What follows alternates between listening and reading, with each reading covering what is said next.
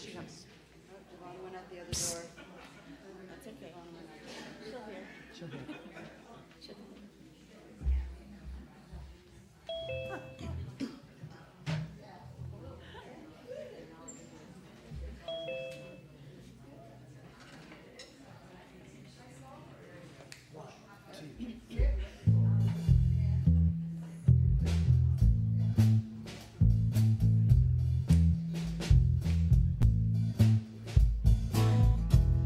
Come on, people.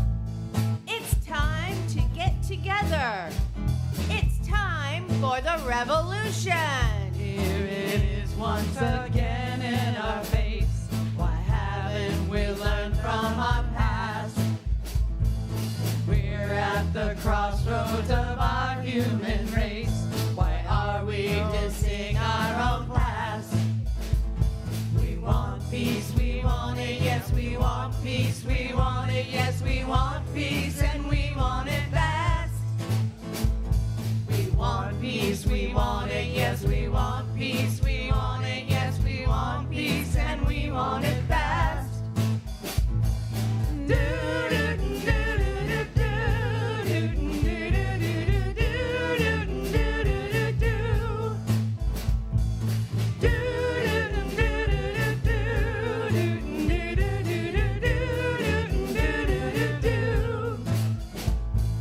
We're on the eve of destruction, my friends.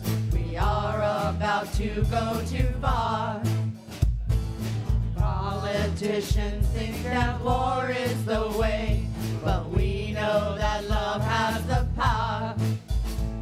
We want peace, we want it, yes, we want peace, we want it, yes, we want peace, and we want it fast. We want peace, we want it, yes, we want peace, we want it, yes, we want peace, and we want it fast.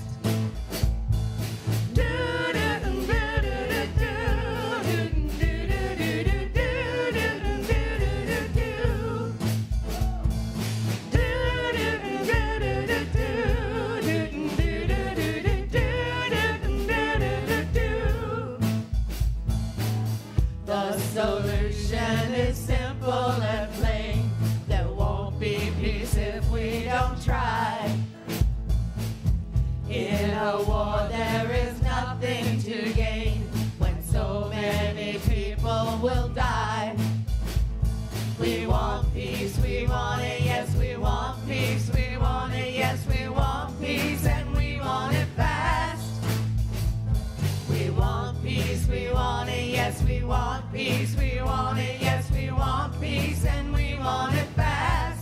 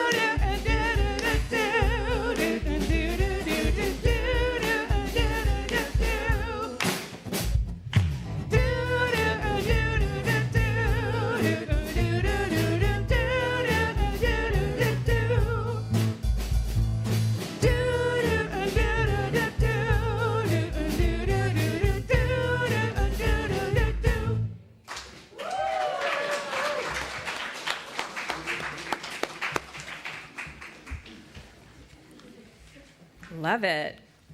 Good morning. Good morning and welcome to the Unitarian Universalist Church of Long Beach. My name is Reverend Lissa, and it is great to see you this morning. I love that the Wilder Spirits are getting us up and moving and grooving on this cloudy morning. Who needs to wake up a little bit? Yeah. All right. Well, I'm going to invite you to just take a deep breath. Give it a stretch if you want. Bring it in. It's been a week, right? Yeah. But we're here, and we are here together. It is so good to see you. Welcome into this morning. Our beautiful campus lies at or near Pavungna, which is an ancient village held sacred by the Tongva and the Ahachman people. And so we are giving thanks for this land this morning and encourage you to spend some time in the garden if you can. We have an amazing harvest, and the children are planting strawberries today. So go check out the strawberries after the service. We proudly celebrate our congregation's diversity of beliefs and ages, identities, and abilities, and we strive to create a beloved community of love and justice here. Welcome to all who are visiting today and who are newcomers. We're so glad you are with us. Welcome everyone joining online. We're so glad to see you too, and on YouTube. And if you're interested in learning a little bit more about UUCLB and the faith, we've been having some gatherings of newcomers recently. We're so glad to welcome you in. And if you are interested in learning more today, stop by the membership table, and we've got some friendly people to welcome you and help you to get connected. Today we have Ground Education coming to visit our youth programs. We have a Faith in Action, and they're bringing some chickens. So I'm just saying, not just chickens, chicks, like just born chicks. So if you need some joy after the service, you can go and visit the chicks as well. And families are always welcome to join in the service, or if you have a little one as well, infants and toddlers, the Rainbow Room is open for you. All right, well, let's take a minute to greet one another. You can either stay in your seat, give a wave, high five, get up and move, whatever is moving your spirit today. Let's greet your neighbor.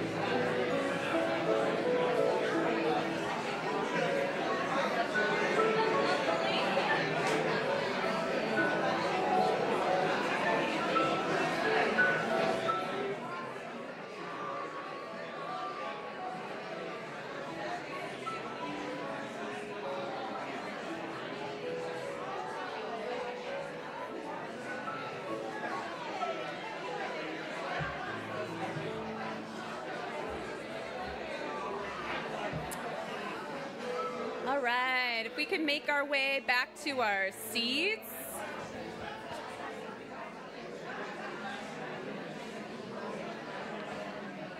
And I'm going to invite David James to come up and share a little bit. Do we have Holland yet? Oh, yeah, there she is. Great, great. You're going to be next on deck. Oh! Amazing. All right, I'm going to have Holland go first with the chips. Again? I just see Holland's got the chips, so. Oh, you have to get her on first? Yeah. Okay. All right. So can you believe that Easter is next weekend? Yes. And it's going to be a really joyful Easter here at UUCLB. The bunny's going to hop by. And it's also Javon Haskins' last Sunday with us, which is really sad. But we are also going to bring a lot of joy for it. And so we are going to go out in style. And please do come and celebrate Javon after the service as well.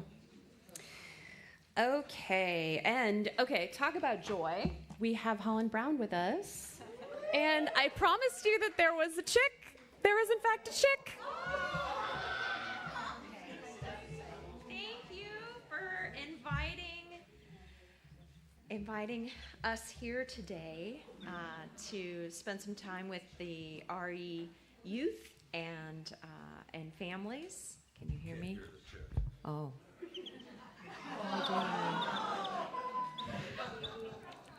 You all have been inviting us here since COVID. I think the first time that Ground Education was invited to be one of your social justice partners was peak COVID, and we did it on Zoom, and somehow we managed to make strawberry jam anyway.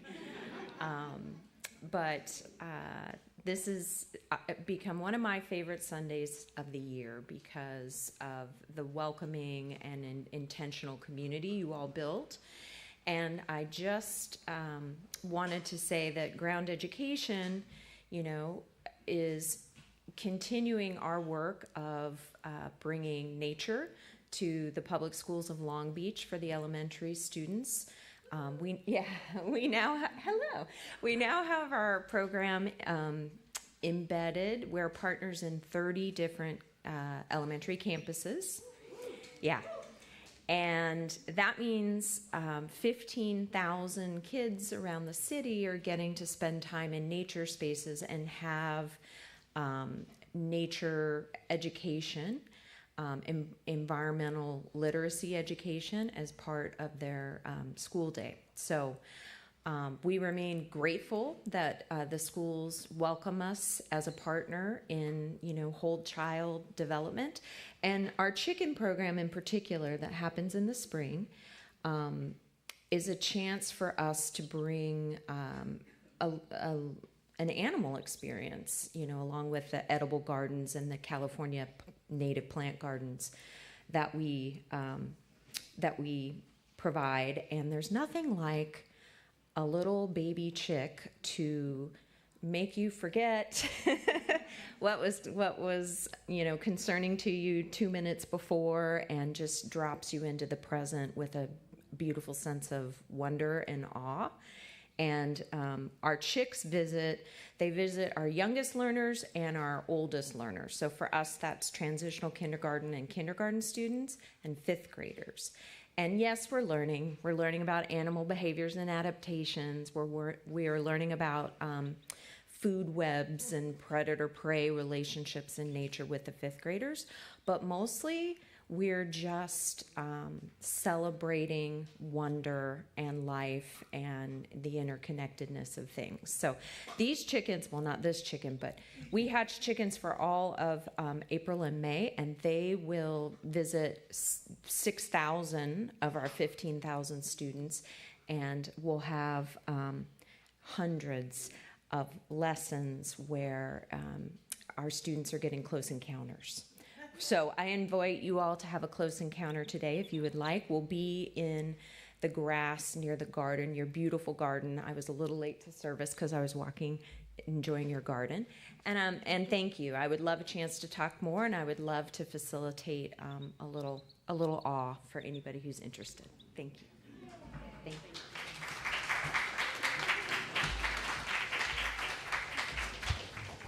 Good morning, everyone. My name's David James. I'm here talking to you from your Music and Arts Committee. And between now and the next time I see you next Sunday, we have two events happening. So I want to get really quickly tell you about those.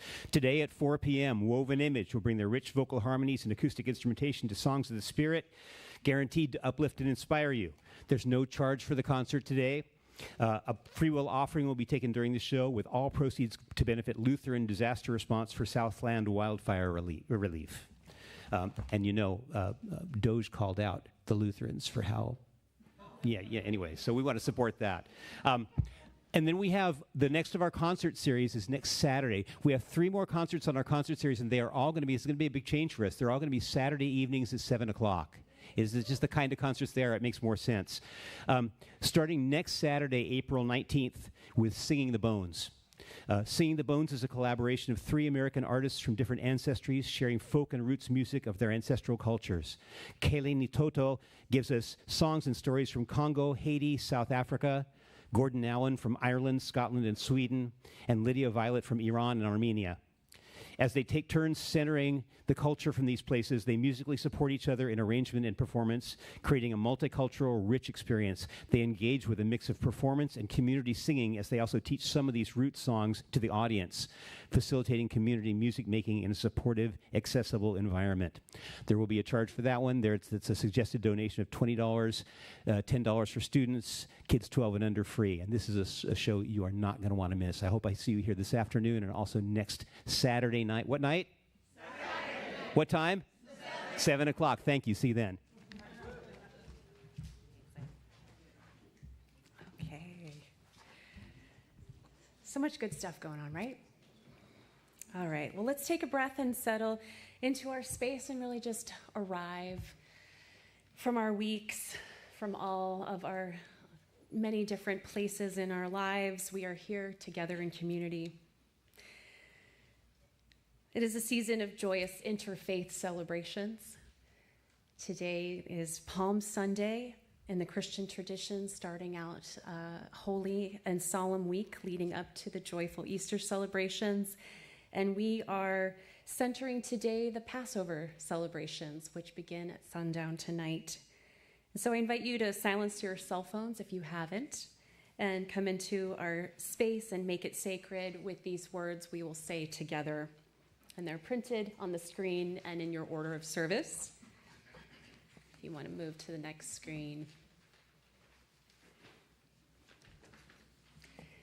May the light we now kindle inspire us to use our powers to heal and not to harm, to help and not to hinder, to bless and not to curse, and serve the spirit of freedom for all people. Come, let us worship together. Good morning. My name is Norma Chinchilla, and together with Jan Goodwin and Kate Taylor and Keith Schipper, we have the honor and privilege of being the facilitators for the Harvest the Power program that you're going to hear about. And today, I'm inviting you to help us honor the graduates of the 2025 class from Harvest the Power. So if you were in that class, can you come forward and come to the front and, I guess, divide up between the two sides, or however Jan wants to do it? Great, got everybody? Cool. Okay, so while the folks are getting gathered and getting their gifts, if you haven't heard of Harvest the Power, I just thought you should know a little bit that it's a 6-session program created by our denomination to strengthen the skills and spiritual grounding of members who are currently serving our church in some capacity, or those who are aspiring to do so. So you'll notice here we have some very new members and some longer-term members. The emphasis on the program is on leadership as a spiritual practice and on modeling healthy personal and leadership practices so we can have a healthy congregation. This morning, we lift up our hearts in gratitude for the many gifts our members bring in service to the mission of this congregation. We give thanks for your creativity, your dedication, your labor, your financial support, your passion to support the congregation, our shared values, and our mission.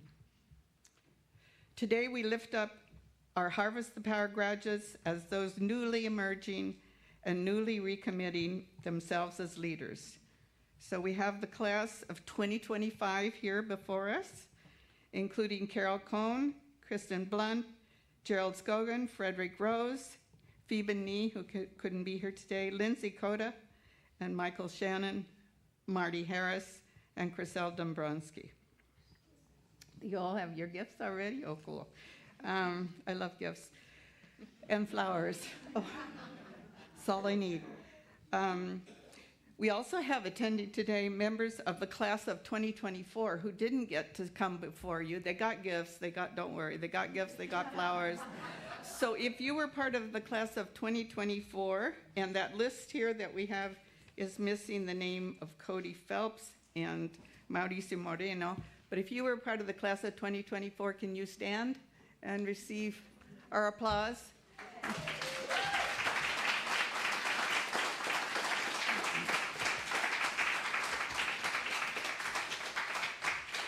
And we're grateful for our facilitators, two of whom are away. But let's give applause to us, too.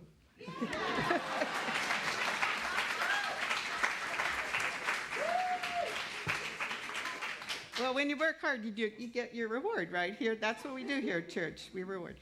So there have been 7 classes of Harvest the Power since its inception, and more than 63 people have gone through this class.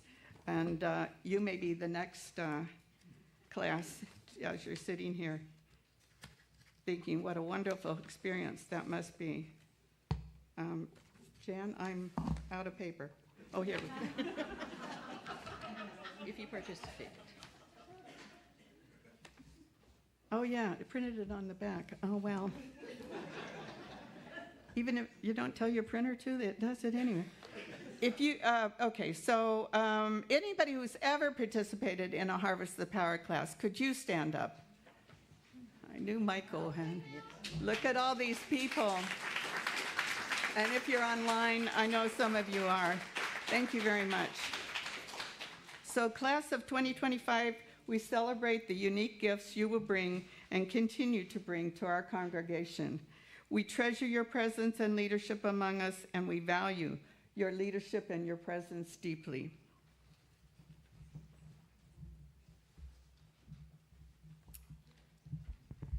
In any congregation, challenges and conflicts are signs of a living institution engaged with living out its values and principles. You are committing to leadership during a time of crisis in our world, when our congregation and its leadership face innumerable challenges to be faced with fortitude and strength. Leadership will require different skills for the present and future than it did in the past. In collaboration with our minister, board, and committees, we will look to you to serve the present and help guide us into the future. We hope and pray your journey of leadership will bring you joy and deep spiritual fulfillment.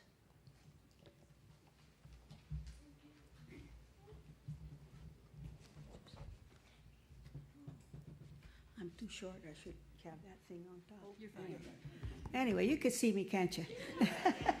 My name is Maria Hansen. I'm a member of the Board of Trustees. And as a recent graduate of the program, I'm proud to welcome you to leadership at UUCL. The Board of Trustees pledges to you our support and willingness to collaborate. We encourage you on your journey of leadership. May you rejoice in the opportunity to take your own turn in guiding this community in living out the values of our faith. May you honor yourself and one another as leaders in this community, taking up the charge to lead with integrity and accountability. May you embrace your need to care for your own spirits, that you may serve with integrity and with love. And so may we thrive together, building this beloved community rooted in love, trust, and freedom. Congregation, please show your appreciation for our new leaders with your applause.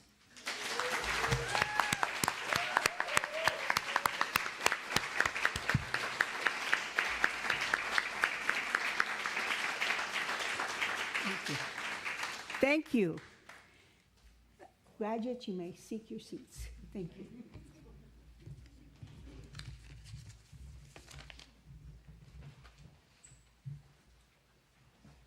Please rise in body or in spirit and join us as we sing our hymn 155, Circle Round for Freedom. Now we're going to be singing a cappella today, a lot of a cappella, so jump in. If you feel a harmony in your spirit or you see the harmony in the hymnal, feel free to bring it. Circle round for freedom, circle round for peace, for all of us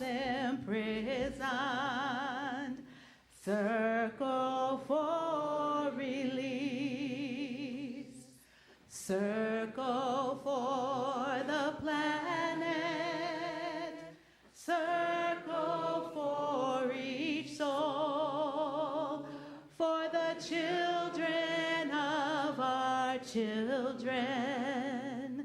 Keep the circle whole. One more time.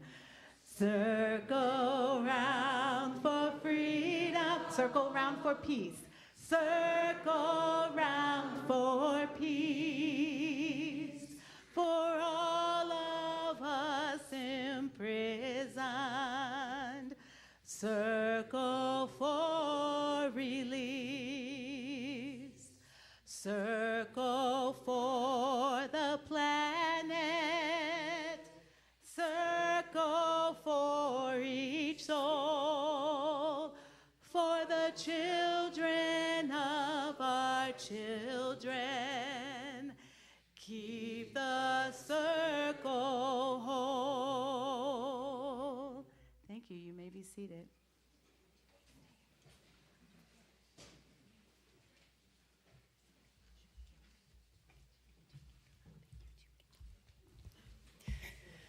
All right. We're going to transition into our Seder part of the service now.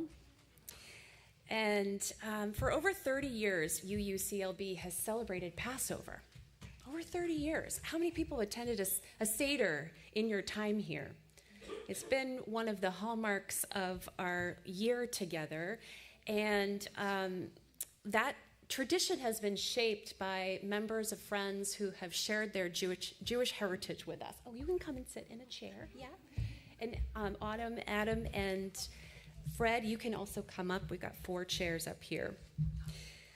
So today we are welcoming our guest, Autumn Overton from Clergy and Laity from United for Economic Justice to join us as a special guest, and he will speak to us in just a moment. And we invite you to stay after the service as well to talk to Autumn about what's going on in the Jewish world right now, what's going on in Israel-Palestine, to kind of broaden and open the conversation.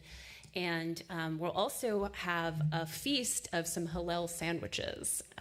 So we've got, I actually made the haroset, so you can sample the haroset and the bitter herbs as well. So we're just going to begin with some gratitude of the contributions of our members throughout the years who have helped to shape this tradition.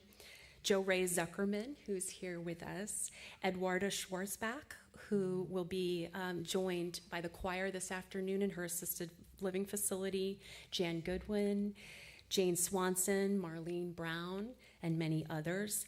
And in particular, we lift up the memory of Barb Atlas, who gave so much to this congregation so deeply, and whose legendary matzo balls are just like, it seems like that was just incredible. So in the spirit of Miriam's cup, we offer gratitude for the spirit of Jewish leadership and women's leadership that have shaped and guided our traditions. And as we light a festival candle this morning, let us take a moment to think about all of those who are living under oppression and about our loved ones who are no longer with us. As the light is kindled, let us invite them to spiritually join our service. Baruch atah Adonai Eloheinu melech haolam asher kidshanu b'mitzvotav lahadlik ner shel Yom Tov. And let us say together, blessed is the spirit of freedom, whose honor we kindle the lights of this celebration, the season of freedom. And I'm now going to invite Marty Harris and her daughter Freya to join us to share about the 4 questions. Do you want to read which part? Okay. Well, first let's introduce ourselves. Good morning. My name is Marty Harris, and my name is Freya Harris. So, as a person who was born into a Jewish tradition, so my mother was Jewish, my father was a Catholic, I have celebrated the Passover in the past. Since then, as an adult, I've moved away from the Jewish tradition, but there's still so many things that I hold dear in my heart. And that is, the Tikkun Olam, that is the questioning the way Jewish people will argue anything. They will argue anything for hours because, there are different perspectives, and they understand that, and there are different ways of interpreting things, and they question. And you wouldn't think that a religion and a people that have been so very old would be so progressive. But the Jewish tradition and the Jewish people are very progressive in their thoughts and their beliefs and looking forward and questioning. So that's what we're going to do today is we're going to ask the 4 questions. So the 4 questions. Oh, did you want to read this part? Yes. Really? Okay. Oh All right. my God. Oh, you want to read everything.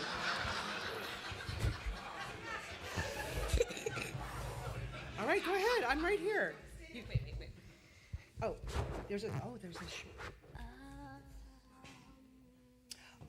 Oh, this is supposed to be my part, but okay. Minister AV There you go. Tech. You can be there and you can be there. All right. Okay, great. Oh, wait then. You're there. There it is. Go ahead. The 4 questions. Why should we celebrate in the Passover celebration this year? In every generation, each person must regard themselves as having been personally freed from bondage. The rich tapestry of Judaism is shaped by a history of oppression, resilience, and commitment to Tikkun Olam, the ongoing repair of the world. The Passover Seder is a creative patchwork of tradition and innovation, bringing the unique flavors of the gathered community to the table. No 2 Seders are alike, and no year is the same. We celebrate Passover this year when essential human rights and freedoms are being denied in our own nation and around the world. As Unitarian Universalists, we believe that it's important to ask questions, and we encourage our children to question.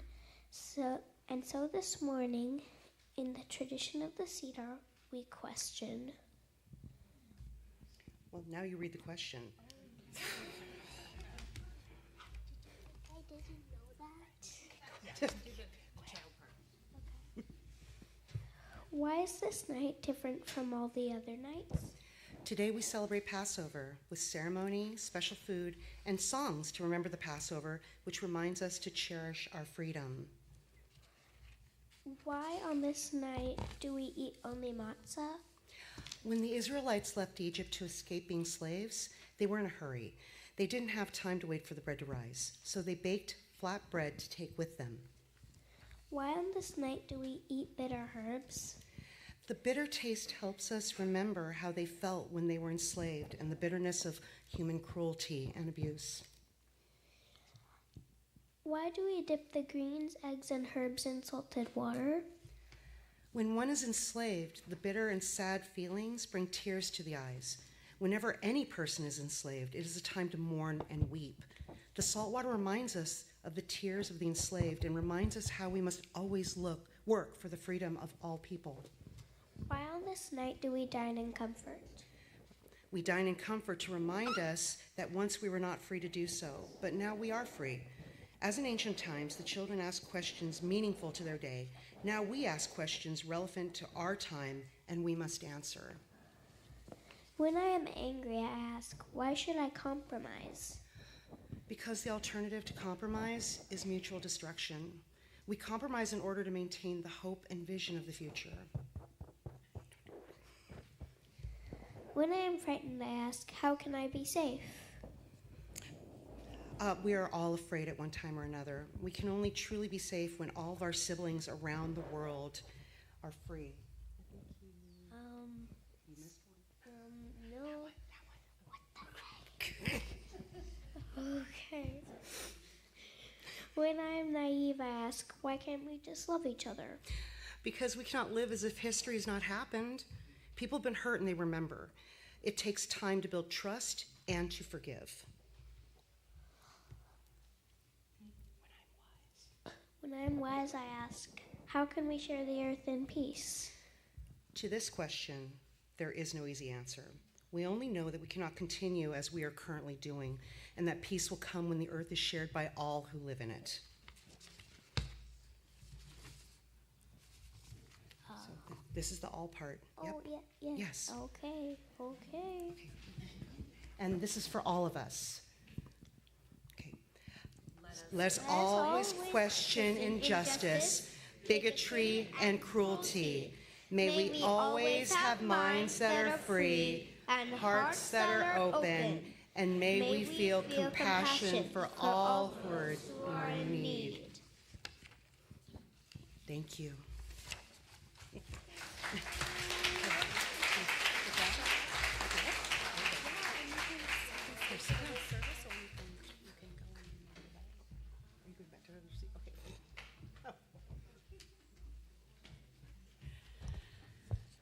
Okay, it was wonderful. Thank you so much, Freya.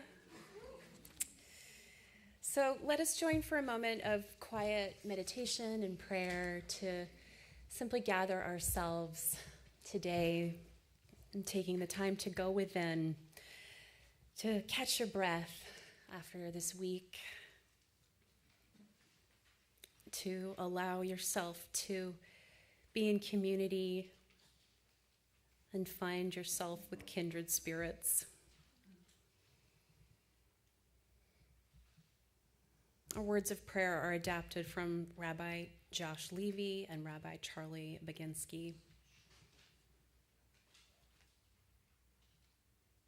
Passover is the festival of renewal, telling the story of the journey from slavery to freedom, from oppression to hope. It is more than a retelling of an ancient narrative. It is a way to commit ourselves to the ongoing work of transformation, personal and collective. This morning, let us embrace that spirit of renewal in a profound way, uniting this morning as a community, drawing strength from our shared values, and finding new ways to engage, to question, and to build the future we believe in. Passover, like all of these spring holidays, arrives when nature reminds us that life is resilient.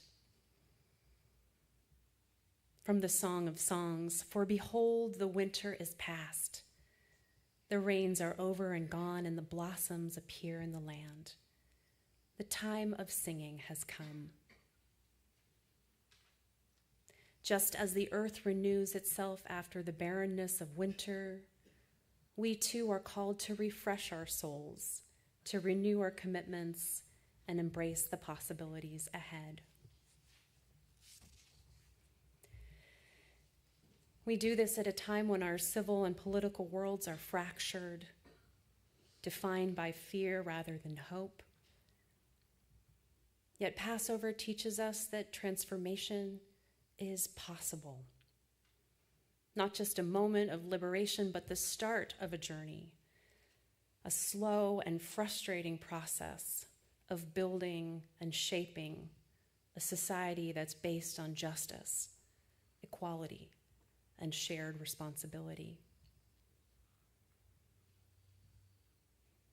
We look to the lyric from Leonard Cohen that says, "There's a crack in everything, that's how the light gets in." Passover is a festival of optimism, where we look for the light, not simply because suffering is absent, but because redemption is always possible.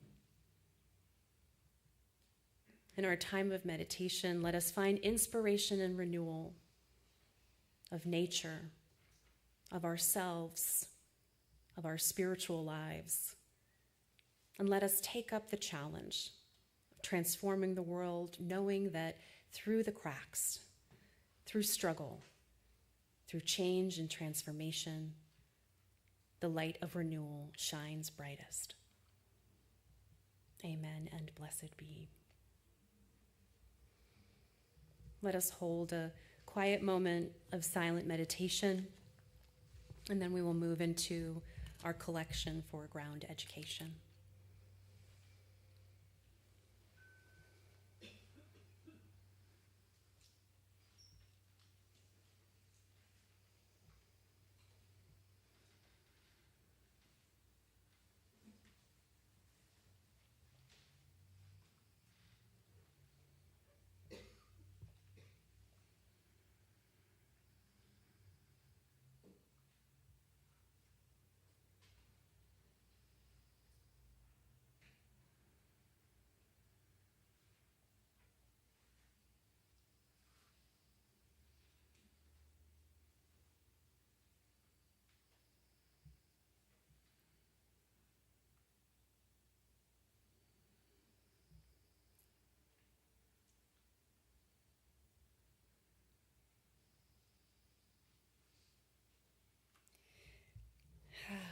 as each of us touch into that place of stillness within, know that you can return here, that this is available to you throughout the week and here in this community. Let us take a deep breath and bring our attention back to this gathered community as we move into our offering. And Holland brought the chick earlier and told you a little bit about the program, and we're going to be doing our Justice Collection for Ground Education today. So please be as generous as you can. And we welcome our wilder spirits back for Let My People Go.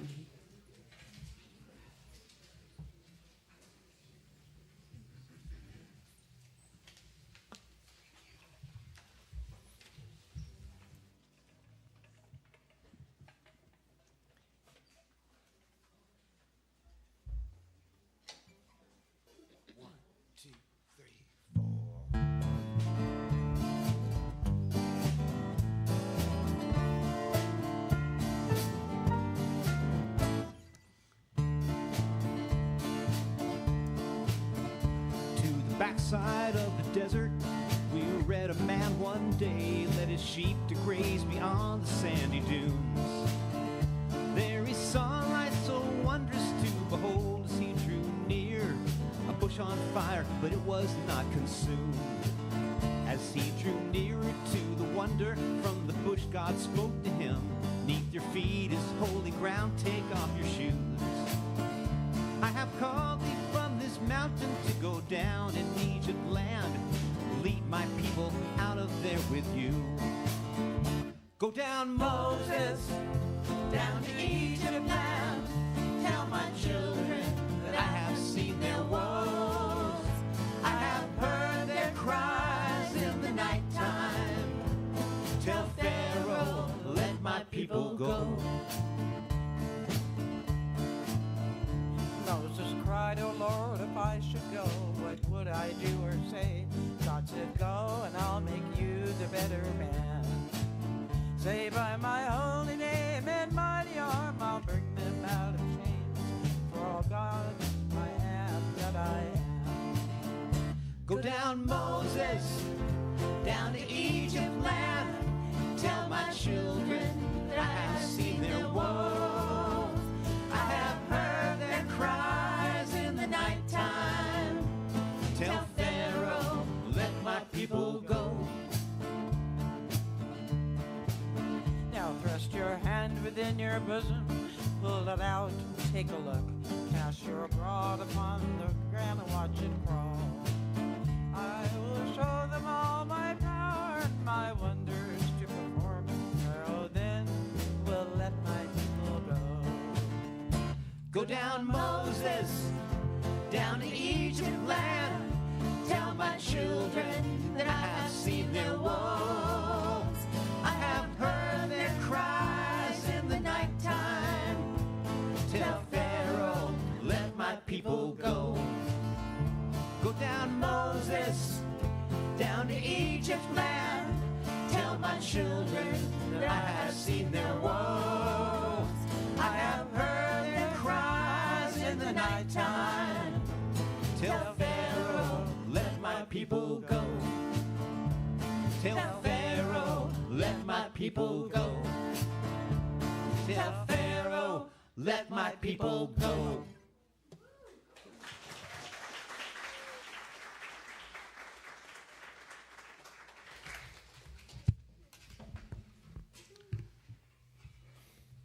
My name is Fred Kushner. Happy Pesach. 2.5 years ago, I got a call from Autumn Overton introducing himself. He was the crew organizer for Orange County. He said he wanted to meet me. He said many nice things about me. Things that my mom would agree with, but not everybody. So we met for coffee on 2nd Street. It was too early for whiskey. At Mountain Coffee on 2nd Street. It was a one-on-one. Adam was looking for people to support the hotel worker strike. And for some reason, he thought I could make a contribution. That's how I got involved in that struggle. Adam's to blame. Autumn's to blame, sorry. It's fitting that at Passover, my friend, my brother Adam, speaks about his journey as a Jew, as an organizer for the working class, as a truly unique journey. So different from mine, but we agree on what is to be done. Autumn has almost had as many jobs as I have from mine, but I'm a bit older. But we agree on what is to be done. Adam has almost had, of course, I'm decades older, not necessarily wiser in terms of my many careers.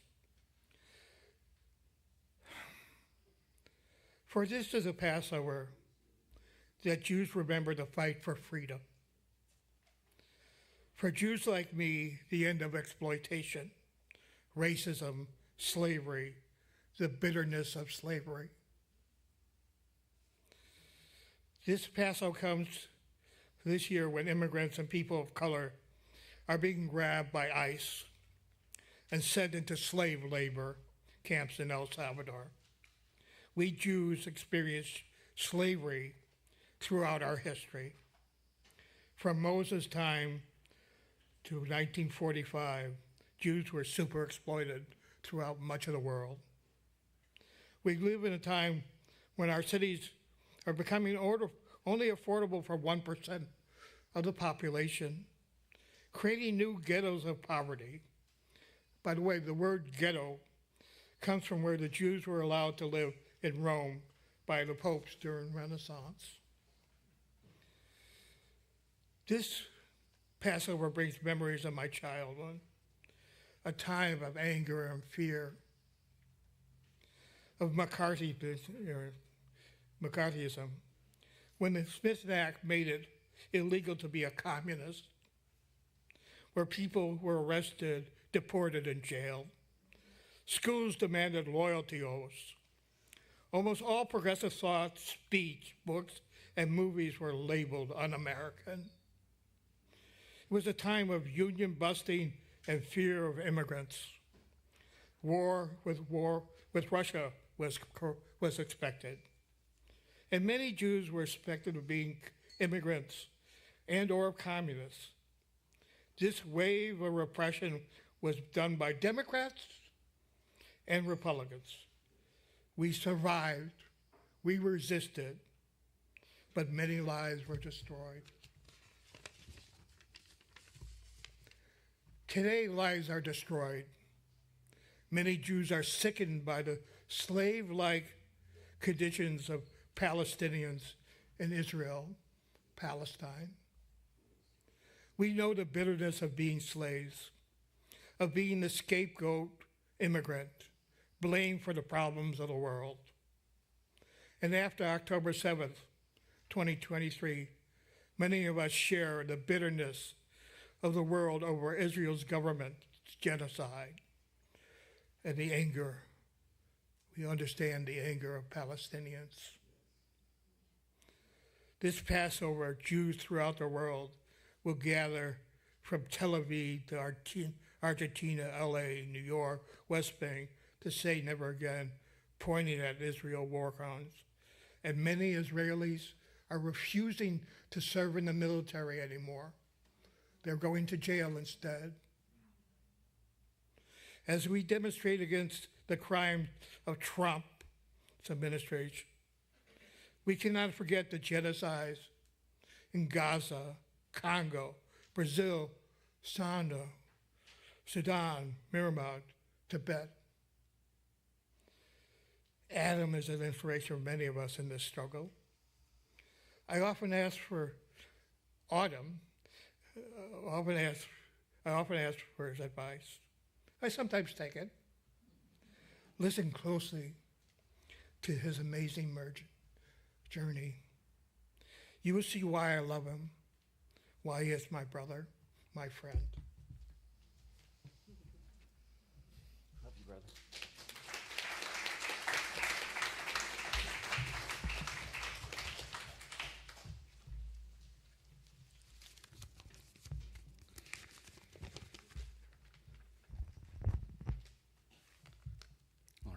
thought, Fred, you were going to take all my time, so I only had to speak for 2 minutes. So I'm going to have to make some stuff up. No, just kidding. I'm just going to set my timer so that I can ignore it. Well, anyways, Shalom Aleichem. Aleichem Shalom. Assalamu Alaikum. Walaikum Salam. Hello. Chag Pesach Sameach. Happy Pesach, happy Passover to all of you. And thank you so much for having me here for this. My name's Autumn Overton. I live just down the street in Alamitos Beach for one more week, and then I'm moving to Tustin.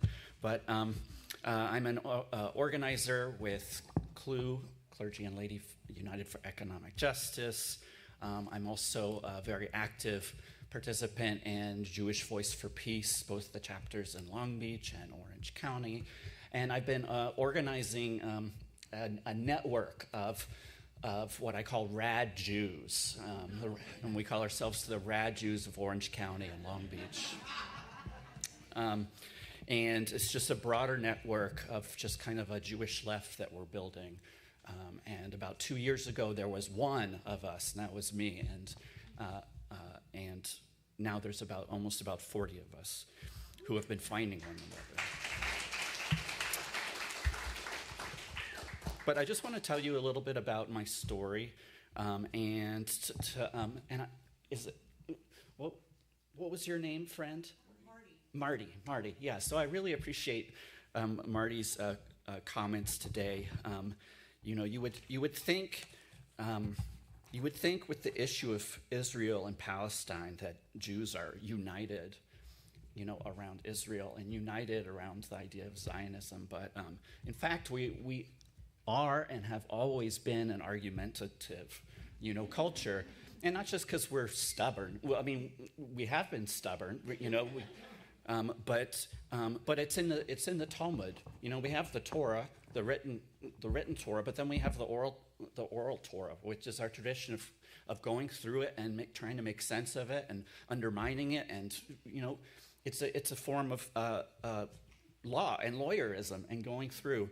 And I just want to make clear, like with my comments today, that that's a tradition of it. That's our tradition, to be questioning these things and to be struggling. But first, just about my background, I actually feel really comfortable here in the UU community. I've always thought if I was actually into church, I would be a UU. I was born a Jew, but extremely, extremely secular. We maybe celebrated 3 or 4 nights of Hanukkah a year, and that was it.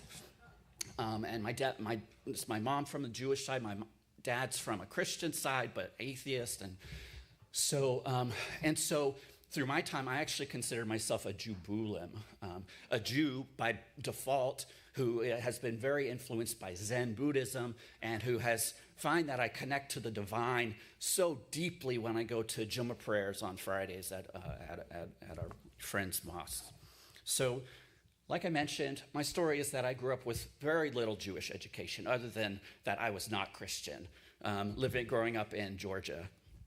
And for myself, it was fine. There was no education. I didn't really have a need for religion. I definitely had a kind of a spiritual sense. But usually in the Jewish tradition, well, maybe in the last 100 years, this is a newer thing, around the age of 12 or 13, a boy might have a bar mitzvah or a bat mitzvah for a girl. Well, what was happening when I was 12 was I was sitting on the couch with my mother watching CNN, and we were watching the missiles fly live into Kuwait for the first Gulf War. And what I remember is sitting there being totally aghast and then saying something that I don't remember, but I must have commiserated with the people who we were burning alive. And my incredible mother turned to me and assaulted me. And she screamed at me in the craziest, most insane eyes that we Jews have to kill those Arabs and Muslims before they kill us. And with no Jewish education, she made clear that this was the epitome of being a Jew in the world today, was to not get exterminated and to support Israel at any cost. I was so utterly disgusted that in that very moment, I didn't tell her, but in my mind I said, if that's what Judaism is, then I'm not a Jew. Nobody ever told me for 20 years. No one ever corrected that definition of what a Jew was. It wasn't until my early 30s, when I was in Los Angeles, that I met someone through the music community who was Jewish, and they started asking me all these questions and trying to figure out who I was. And I told them about my experience, and they were like, can we go get some coffee? I want to tell you about all the other Jews. I want to tell you about the anarchist Jews who were atheists and believed that there should be no state where one group of people can dominate another, that there should not be any state of Israel. I want to tell you about the socialist Jews. I want to tell you about the Marxist Jews. I want to tell you about the intersection in Boyle Heights, where on one corner there were the Marxist Jews, or the communist Jews had their newspaper. On the next corner across the street, the anarchist Jews had theirs.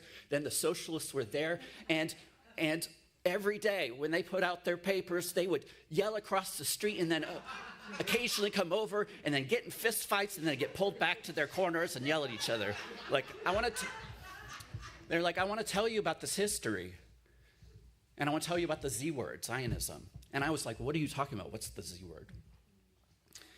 So that was the beginning of my kind of like deprogramming from this one kind of thing, and mostly just healing from this trauma. I've spent my entire life being afraid of being in other spaces with Zionist Jews because of the fear of getting punched for saying the wrong thing. And that's been, when Facebook first came out, it was my mom's family was the first ones to block me. It's like, how do you get blocked? Well, it's like, talk about Israel, around your Zionist family members. So, but I had a few moments. I got involved with social justice, we're becoming a union organizer, and I started to meet all these creepy religious people who were also showing up to our actions on our marches and whatnot. It turned out most of them were organized by this organization Clue that I now work for, but at the time I was just kind of like, stay away from me.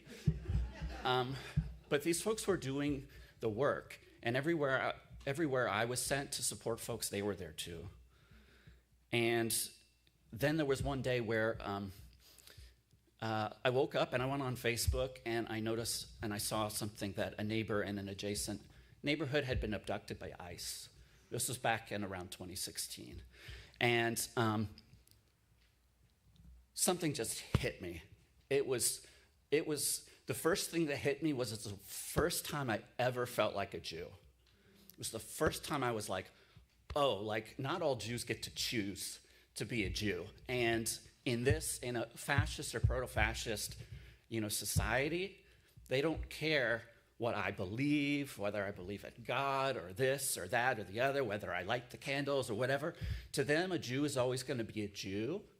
And to these same fascists, refugee or immigrant is always going to be a refugee or immigrant, a stranger to them.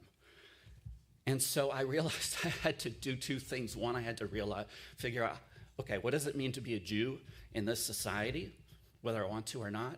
And what do I need to do now to support this neighbor who should never have ever been abducted? I scrolled some more on Facebook.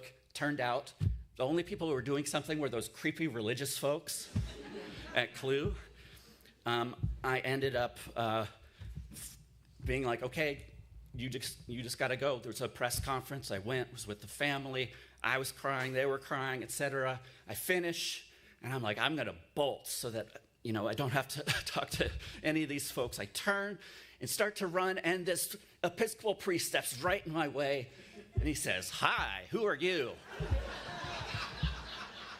And he was sweaty and smelly because he was running around. He had been organizing the thing, and I was like, oh, I'm at the time I was going by Adam, and I work at this union. And he goes, "Oh my God." And he named these 20 people, just name by name. "Do you know these other 20 people who work at that union?" And I was like, "Yeah, I know some of those folks. Why?" And he's like, "Well, before I was a priest, I was a union organizer," and that he had run the whole county hospital worker division, which was like 20,000 workers. Anyways, needless to say, things got really confusing for me. Things started turning inside to out, upside to down. And within about 3 months, there I was in Reverend Francisco's church, getting trained in nonviolent civil disobedience by Rabbi Susan Goldberg. And then the next day, going and getting arrested with 40 other people of faith outside the Metropolitan Detention Center. And having this incredible, powerful, sacred experience. And so I'm already over time, but I just want to say that right now, I just want to, the message that we have right now is that Judaism is absolutely, completely against what is happening right now. And we cannot conflate Judaism with the state of Israel. Zionism is a political movement that started in around 1890. And before that had been invented by Christians in Europe who wanted to figure out how to get Jews out of Europe. So Zionism began as an anti-Semitic way to solve the Jewish problem. Now, there's a lot of good reasons that people ended up doing that, and I'm going to be that people believe in that, and I'm going to be in the room afterwards if folks want to talk about some of that. But for the most part, I just want to make it clear that there has never been any agreement on this. So and that we believe that everybody deserves complete and total liberation, that this story that we're observing today is intrinsic to our traditions and the Abrahamic traditions. That if we want to talk about liberation theology, well, Jewish liberation theology is based around the Exodus. Latin American Catholic liberation theology is based around the Exodus. Muslim, South African apartheid liberation fighters who developed their own liberation theology is based around the Exodus. And so we are united with so many people and saying, enough is enough, and we have to, liberate every single person and respect every single life. So anyways, there's a lot more, and feel free to come afterwards. I'll be in one of the rooms over there, and if you got any Jewy questions or want to just talk to an anti-Zionist, or if you want to, whatever, just spin some dreidels, come on by. But I'm just so very grateful to be here. So grateful for my brother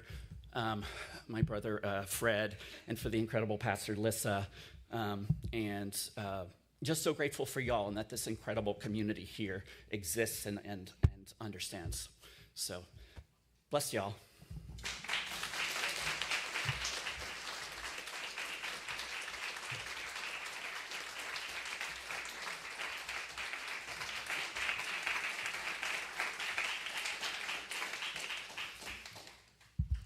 Well, I can't think of a better response that what we're going to say next, which is on your screen, in the words of Rabbi Hillel. Let's all say these together.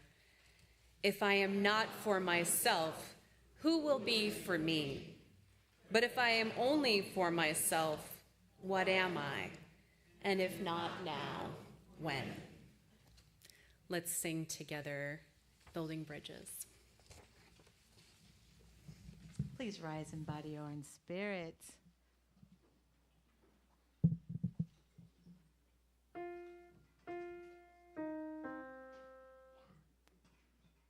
Okay, you guys ready?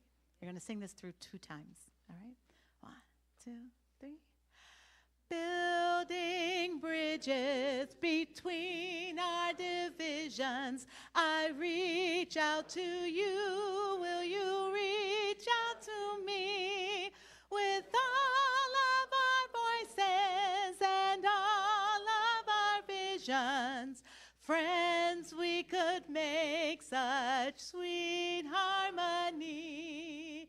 Building bridges between our divisions, I reach out to you. Will you reach out to me?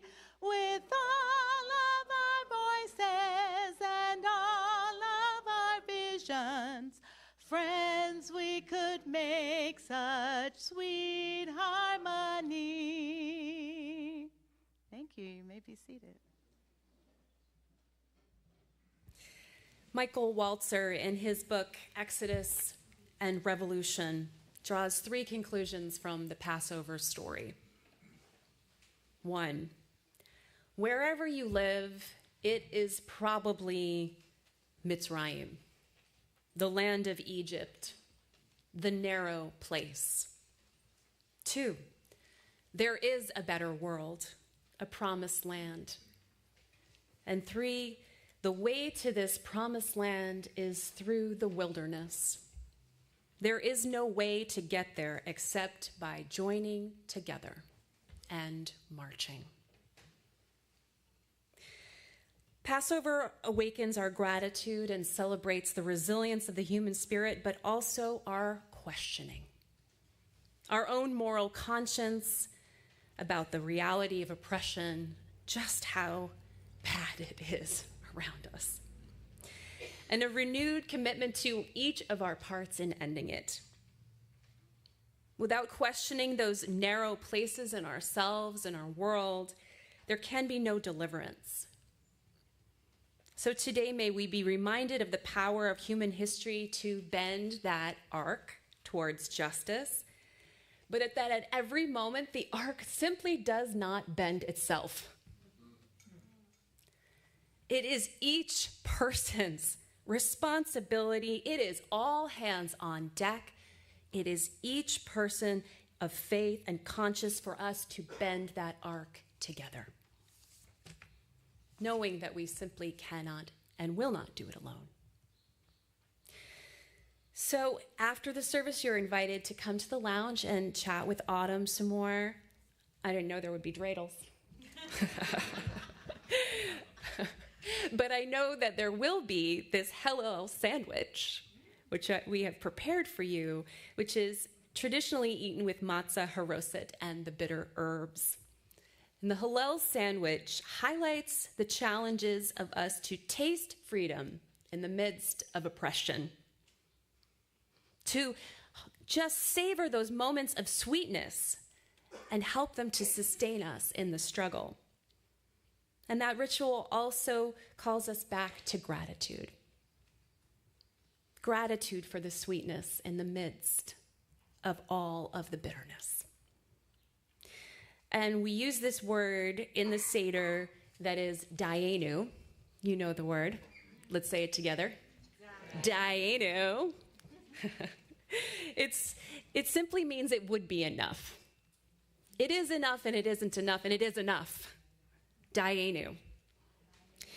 And so we're going to sing this together. We're going to close our Seder service with Dayenu. Yes. Yeah, we're going to do it together. It's a little experiment. That's right. Reverend Lissa's going to be joining along.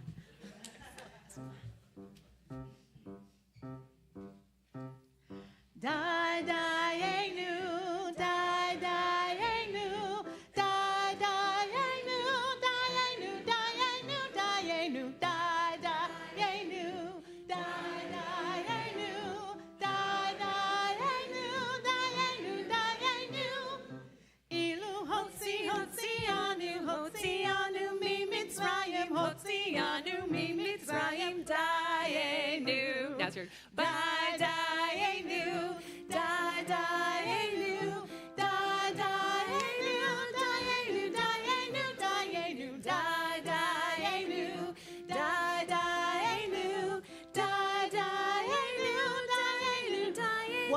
time. Die-die-anu, die-die-anu, die-die-anu, die-anu, die-anu, die-anu, die-die-anu, die-die-anu, die-die-anu, die-anu, die-anu. Yeah. All right. I'm going to invite my friend Autumn to step into the pulpit with me for these closing words. The Seder concludes with an exhortation to next year in Jerusalem, next year in a better world. And today we take that message and we bring it into the present moment, and Autumn's going to lead us out.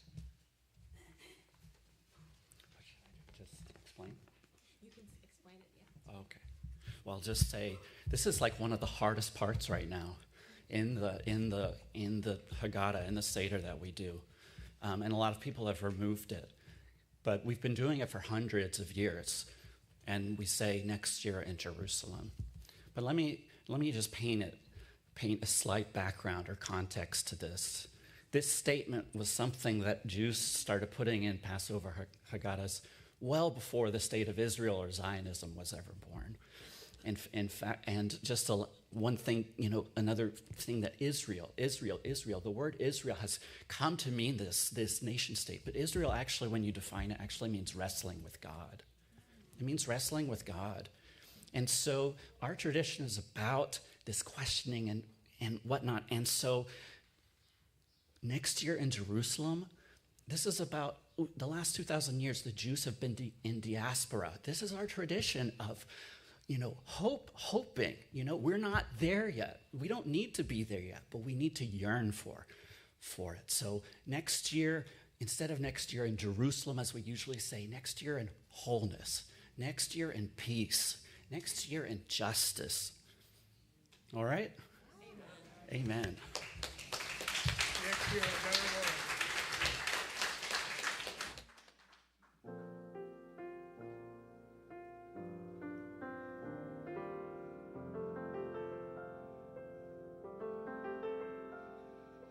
Go out in joy, go out in gratitude, as you've been given, so may you give. Faith sends you out, hope calls you forward, love holds you close every day that you live.